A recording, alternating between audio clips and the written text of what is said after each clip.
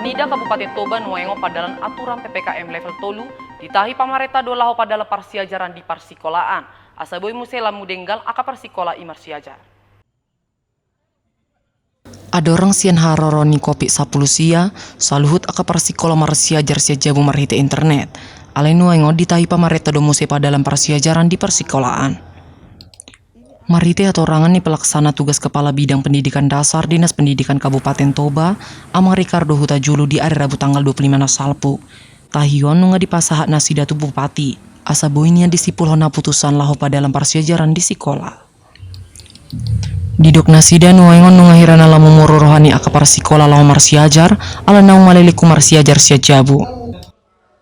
Pendidikan Toba ini sedang masih mempersiapkan sesuai dengan SKB 4 Menteri yang terbit Maret yang lalu bahwa syarat tatap muka terbatas itu disampaikan itu seluruh guru harus divaksinasi lengkap.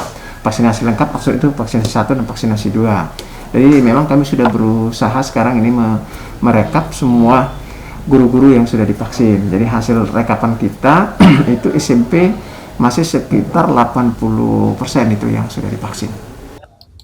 Aladang apala di pabuan nasi dadope manang nahira songo dia dohaduan pardalan ni parsiajarani di parsikolaan. Sian Toba TV mabaritahon.